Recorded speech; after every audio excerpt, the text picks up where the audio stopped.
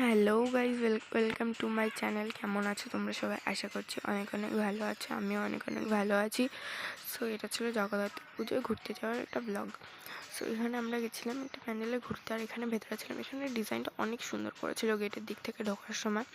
So এখানে আমরা এই যে সামনে যে কাকিটা আছে উনি গিয়েছিলো, আমি, মা, বাবা আর একটা ভাই গিয়েছিলো, আমরা কজন গেছিলাম। সো আমরা প্যান্ডেলের ভেতরে যাচ্ছিলাম, আর এখানে এত শব্দ যে আমার ভয়েস ওখান থেকে গিয়ে শুনতে হবে না, তাই ওই জন্য আমি ভয়েস কভারটা করেছি।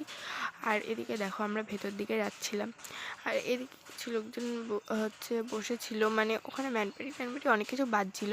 তো সেই জন্য সবাই বসেছিল। আর এটা ছিল ভারত মাতা। এইখানে মানে ঠাকুরটা দেখতে আমরা প্রত্যেক বছরই আসি। আর এটা ছিল ভারত মাতার ওই ঠাকুরটা, ওই দেখো ভেতরে। দাঁড়াও, মানে জুম করে অবশ্যই আমি দেখাবো ঠাকুরটা। আর প্যান্ডেলটাও অনেক সুন্দর ছিল, কিন্তু এখানে লাইটগুলো সুন্দর সুন্দর করেছিল। এই যে ঠাকুরটা দেখেছো কত সুন্দর, কত লোকজন, সামনে অনেক ভিড় ছিল এই জায়গাটায়। তারপর আমরা অন্য একটা প্যান্ডেলে চলে গেলাম, এখানেও ঠাকুরের পুজো হচ্ছিলো একটা মন্দিরে। এবার এরপরেও মানে আমরা যেখানে যেখানে গেছি কয়েক জায়গায় পুজো হচ্ছিলো, আর কয়েক জায়গায় হয়ে গিয়েছে। এখানেও দেখো এই যে ওখানেও পুজো হচ্ছিলো। আর এটা হচ্ছে রাস্তার পাশে একটা ঠাকুর ছিল, এখানেও গেছিলাম আমরা। এখানে দু তিনটা ঠাকুর দেখলাম, আর এখানে না ঠাকুরের সামনে এত ধোয়া, ঠাকুরটা দেখানো যাচ্ছিলো না। সো তারপরেও একটু জুম করে দেখিয়ে দিলাম।